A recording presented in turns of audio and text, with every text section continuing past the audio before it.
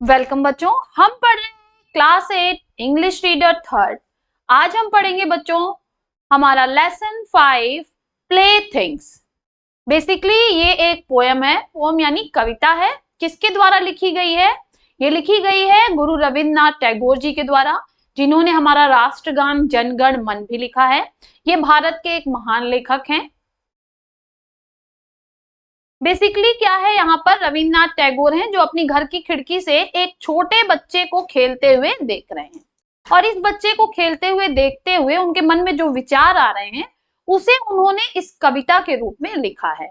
और इस कविता का सारांश मैं पहले ही आपको बता दे रही हूँ कि रविन्द्रनाथ टैगोर जो हैं वो बच्चे को देखते हैं और उसको देखकर ये सोचते हैं कि देखो ये छोटा सा बच्चा टूटी हुई टहनियों और मिट्टी के ढेलों के साथ खेल कर कितना खुश है, जबकि मैं अपने जीवन में इस समय लेखा जोखा करने में, धन एकत्र करने में, इच्छाओं के समुद्र को पार करने में ही व्यस्त हूँ। जबकि ये जो बालक है ये वर्तमान में जी रहा है और वर्तमान में जो भी चीजें उसके पास हैं उसी में वो बहुत ज्यादा खुश है। और हम क्या कर रहे हैं, हम अपने जीवन में भविष्य के लिए जो है परेशान हैं और अपने वर्तमान को जी भी नहीं पा रहे हैं भविष्य के चक्कर में। बेसिकली इस पोयम का पूरा सार यही है। तो आइए अब हम फटाफट से अपनी पोयम को पढ़ते हैं। आप मेरे साथ साथ बच्चों इसको रिसाइट करेंगे। पहली बार मैं पढ़ूंगी, सेकेंड टाइम आप मेरे साथ पढ़ेंगे। Child, how happy you are sitting in the dust. Child, how happy you are sitting in the dust, playing with a broken twig all the morning. Playing with a broken twig all the morning. I smile at your play with that little bit of a broken twig. I smile at your play with that little bit of a broken twig. I am busy with my accounts, adding up figures by the hour. I am busy with my accounts, adding up figures by the hour. Perhaps you glance at me and think. Perhaps you glance at me and think, what a stupid game to spoil your morning with. What a stupid game to spoil your morning with. Child, I have forgotten the art of being. Child, I have forgotten the art of being. Absorbed in sticks and mud pies. Absorbed in sticks and mud pies. I seek out costly playthings. I seek out costly playthings and gather lumps of gold and silver. And gather lumps of gold and silver. With whatever you find, you create your glad games. With whatever you find, you create your glad games. I spend both my time and my strength. I spend both my time and my strength over things I never can obtain. Over things I never can obtain.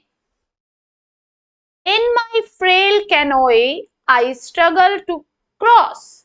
In my frail canoe, I struggle to cross the sea of desire. The sea of desire. And forget that I too am playing a game. And forget that I too am playing a game. अब बच्चों इस poem की हम word by word meaning समझेंगे। Child, how happy you are sitting in the dust. बच्चे, तुम कितने खुश हो धूल में बैठकर। मतलब धूल में बैठकर वो बच्चा कितना खुश है। Playing with a broken twig all the morning. Broken twig का मतलब बच्चों है टूटी हुई टहनियां। पूरी सुबह से टूटी हुई टहनियों के साथ खेलते हुए। मतलब रविन्द्रनाथ टैगोर उस बच्चे को देख रहे हैं जो सुबह से टूटी हुई टहनियों के साथ खेल रहा है। तो वो कह रहे हैं कि बच्चे, तुम सुबह से टूटी हुई टहनियों के साथ खेलने में, इस मिट्टी में बैठकर कितने खुश हो। मतलब मिट्टी में भी बैठा हुआ है और टूटी हुई टहनियों से खेल रहा है, फिर भी कितना खुश है। I smile at your play with that little bit of a broken twig. मैं तुम्हारे टूटे हुए टहनियों के साथ खेलने को देखकर मुस्कुरा रहा हूं। I am busy with my accounts adding up figures by the hour. मैं अपने बही खाते के साथ घंटों से संख्याओं को जोड़ने और घटाने में व्यस्त हूं। बही खाता क्या होता है बच्चों? जैसे कि मान लीजिए कि हम महीने भर में कितना खर्च करते हैं, उसका हिसाब किताब अगर हम किसी जगह पे लिखते हैं तो उसको हम कहेंगे बही खाता। मोस्टली ये बैंकिंग में यूज होता है। तो यहाँ पर कह रहे हैं कि रविन्द्रनाथ टैगोर उस छोटे बच्चे को देखकर ये कह रहे हैं कि देखो तुम सुबह से मट्टी में बैठकर छोटी टूटी हुई टहनियों के साथ खेलते हुए भी कितने खुश हो, और मैं तुम्हें देखकर भी कितना खुश हो रहा हूं। और मैं क्या कर रहा हूं? मैं सुबह से घंटों से लगा हुआ हूं अपने बही खाते में संख्याओं को जोड़ने और घटाने में। Perhaps you glance at me and think, शायद तुम मेरी तरफ एक झलक देखो और सोचो, What a stupid game to spoil your morning with, कि यह कितना खराब गेम है अपनी सुबह को खराब करने के लिए। मतलब कि अगर बच्चा देखेगा कि कोई बैठ के कॉपी किताब लेके इसमें कुछ जोड़ घटा रहा है, छोटा बच्चा, तो वो क्या सोचेगा कि ये कौन सा गेम खेल रहे हैं, इतना बोरिंग गेम, अपनी सुबह को खराब कर रहे हैं। इससे अच्छा तो मेरे साथ बैठ के खिलौने या मिट्टी या टहनियों के साथ खेलते। तो वो बच्चे की तरफ से इस समय सोच रहे हैं। Child, I have forgotten the art of being absorbed in sticks and mud pies. बच्चे, मैं छड़ियों और मिट्टी के ढेलों में डूबकर खेलने की कला को बिल्कुल भूल चुका हूं। मतलब वो कह रहे हैं कि बचपन में वो भी, रविन्द्रनाथ टैगोर भी इन मिट्टी के ढेलों और टूटी हुई टहनियों के साथ खेलते थे, लेकिन अब बड़े होने पर क्या हुआ? वो कह रहे हैं कि मैं भूल चुका हूं कि किस तरह इस छड़ियों और मिट्टी के टुकड़ों के बीच में खेलते हुए खो जाने की कला जो है वो मैं बिल्कुल भूल चुका हूं। I seek out costly playthings. मैं महंगी खेलने की चीजों को इकट्ठा करने में लगा हुआ हूं।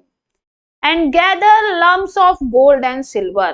और सोने चांदी के ढेर इकट्ठा कर रहा हूं। मतलब कि वो कहना चाह रहे हैं कि आज के आदमी क्या कर रहे हैं, जो आज के हमारे मनुष्य हैं, वो लगे हुए हैं सोना चांदी पैसा इकट्ठा करने में, और उस चक्कर में वो खुश रहना ही भूल गए हैं। With whatever you find, you create your glad games. तुम जो भी पाते हो, with whatever you find, with whatever you find, तुम जो भी पाते हो, you create, तुम बना लेते हो, your glad games, अपने अच्छे अच्छे खेल। मतलब कि वो बच्चा जो भी चीज पा जाए, टहनी पा जाए, रबर पा जाए, कोई टूटी हुई पेंसिल पा जाए या पहिया पा जाए, टायर, बच्चों हम लोग बचपन में टायर को डंडे से मार मार के खेलते थे, तो मतलब उस समय बच्चे जो हैं वो कोई भी चीज पा जाते थे तो उसको अपने खेलने के लिए इस्तेमाल कर लेते थे। तो वही वो कह रहे हैं रविन्द्रनाथ टैगोर जी कि तुम जो भी चीज पाते हो उससे अपने अच्छे से खेलने का जो है खेल बना लेते हो। I spend both my time and my strength. मैं अपना दोनों, अपना समय और अपनी ताकत कहाँ खर्च कर रहा हूं? स्पेंड मतलब खर्च करना। कहाँ खर्च कर रहा हूं? Over things I never can obtain, ऐसी चीजों पर जिन्हें मैं कभी भी प्राप्त नहीं कर सकता हूं। जैसे बच्चों हम सोचते हैं और पैसा इकट्ठा कर लें, यहाँ घूम ले, वहां चले जाएं, तमाम इच्छाएं हमारे मन में होती हैं। एक गाड़ी ले लेते तो दो गाड़ी लेने का मन करता है, दो हो गई तो तीसरी लेने का मन करता है। तो इस तरह इच्छाएं तो कभी खत्म होती नहीं है, तो हम उन्हें कभी भी प्राप्त नहीं कर सकते हैं। तो बच्चों वो कहते हैं ना कि इच्छाओं का कोई भी अंत नहीं है। तो इसी संबंध में रविन्द्रनाथ टैगोर जी कहते हैं कि मैं उन चीजों पर अपना समय और अपनी शक्ति दोनों खर्च कर रहा हूं जिनको मैं कभी भी प्राप्त नहीं कर सकता हूं। In my frail canoe, I struggle to cross the sea of desire. Sea of desire का मतलब क्या है बच्चों? इच्छाओं का समुद्र। फ्रेल का मतलब कमजोर, कैनोय का मतलब छोटी नाव, जो छोटी सी नाव होती है जिसको चप्पू के सहारे चलाते हैं उसको हम बोलते हैं कैनोय। तो In my frail canoe I struggle to cross the sea of desire. मैं अपनी छोटी कमजोर नाव से इच्छाओं के समुद्र को पार करने की मेहनत कर रहा हूं, स्ट्रगल कर रहा हूं, कोशिश कर रहा हूं. And forget that I too am playing a game. और भूल जा रहा हूं कि मैं भी तो एक गेम खेल रहा हूं. यानी ये जिंदगी भी तो एक गेम की तरह है जिसमें हम कभी हार सकते हैं और कभी जीत सकते हैं. तो इस पोयम का टोटल जो बच्चों हमें इस पोयम से बच्चों हमें जो शिक्षा मिलती है वो ये मिलती है कि हमारे पास जो भी चीजें हैं हमें उसमें खुश रहना चाहिए और हमें बहुत ज्यादा इच्छाओं के पीछे नहीं भागना चाहिए. उतना ही आप प्रयास करिए, उतना ही भविष्य में जीजिए कि आपका वर्तमान भी सुरक्षित रहे. भविष्य के चक्कर में अपने वर्तमान को हमें नष्ट नहीं करना चाहिए. आइए बच्चों, अब हम इस चैप्टर की कुछ वर्ड मीनिंग्स को देख लेते हैं.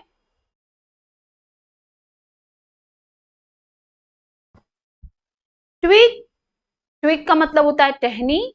अकाउंट्स, लेखा जोखा. ग्लैंस, नजर डालना. एब्जॉर्ब, तल्लीन हो जाना. लम्प्स, ढेला. बल या शक्ति. फ्रेल, कमजोर. डिजायर, इच्छा. कैनोए, लंबी हल्की नाव. फिर बच्चों comprehension questions. Answer the following questions. Where was the child sitting? बच्चा कहाँ बैठा था? तो बच्चा धूल में बैठा था. तो अभी हम बच्चों पहले यहाँ पे सारे क्वेश्चंस को समझ लेते हैं, उसके बाद एक बार हम इसके आंसर्स को लिख लेंगे. What is the child playing with? बच्चा किस चीज के साथ खेल रहा था? तो बच्चा टूटी हुई टहनी के साथ खेल रहा था. The child is playing with the broken twig. Which activities was the poet busy in? कवि किन कार्यों को करने में व्यस्त था? तो किन कार्यों को करने में व्यस्त थे बच्चों? Adding figures with their accounts. तो वही हम यहाँ पे आंसर में लिख लेंगे. The poet was busy in adding figures with his accounts. What has the poet forgotten? कवि क्या भूल गया था? तो कवि टूटी हुई टहनियों और मिट्टी के ढेलों के साथ खेलने की कला को भूल गया था. तो इसी को हम इंग्लिश में लिखेंगे बच्चों. Poet has forgotten the art of getting absorbed in the play of stick and mud pies. Next question है, what did the poet struggle to cross? तो the poet struggled to cross the desire of sea. इच्छाओं के समुद्र को cross करने में कवि जो हैं वो स्ट्रगल कर रहे थे. What do you understand by the phrase the sea of desire? आप सी ऑफ डिजायर के से क्या समझते हैं? तो सी ऑफ डिजायर का मतलब बच्चों है इच्छाओं का समुद्र. तो अनंत इच्छाओं का समुद्र है जो कभी भी खत्म नहीं होता. तो इसको हम लिखेंगे कि it shows that fulfill all the desires that are never ending sea. यानी अनंत इच्छाओं के समुद्र को भरने का हम प्रयास कर रहे हैं जो कि संभव नहीं है. बच्चों हमारे पहले क्वेश्चन का आंसर हो जाएगा the child was sitting outside in the dust. B का हो जाएगा the child was playing with a broken twig.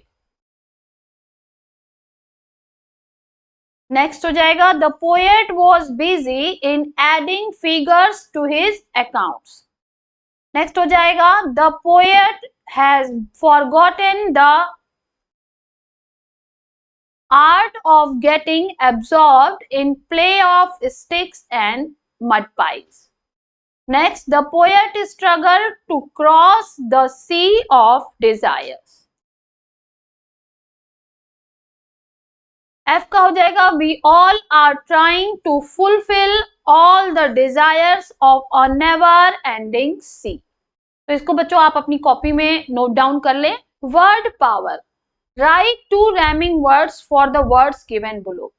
यानी यहाँ पर जो हमें वर्ड दिया बच्चों उसके रैमिंग वर्ड्स लिखने हैं. डस्ट, तो डस्ट के लिए हम लिख सकते हैं बच्चों मस्ट और रस्ट. आवर के लिए हम लिख सकते हैं, आवर के लिए हो जाएगा बच्चों फ्लावर और शावर. थिंक का हो जाएगा बच्चों ड्रिंक श्रिंक। सीक का हो जाएगा बच्चों वीक, मीक। नेक्स्ट बच्चों हमसे कह रहा है hockey is a sports which is played with a stick and a ball. Given below are some games right what they are played with. Hockey, hockey stick and a ball. Cricket, तो यहाँ पे क्या भरा जाएगा बच्चों, a bat and ball, a bat and a ball. Skating बच्चों roller skates. Badminton, तो badminton खेला जाता है बच्चों रैकेट और शटल कॉक से, racket and a shuttle Kock.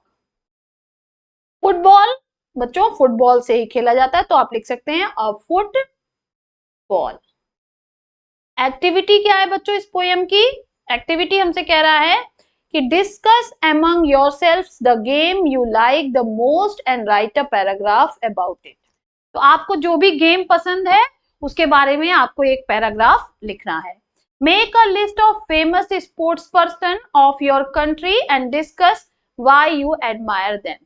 और अपने देश के हमें कुछ जो अच्छे खिलाड़ी हैं, जो प्रसिद्ध खिलाड़ी हैं, उनके बारे में लिखना है और आपको ये बताना है कि उनसे आपको क्या प्रेरणा मिलती है। तो ये दोनों आप बच्चों अपनी कॉपी में अपने से करेंगे। फिर मिलेंगे नेक्स्ट वीडियो में एक और चैप्टर के साथ। तब तक के लिए पढ़ते रहिए, आगे बढ़ते रहिए। बाय बाय बच्चों।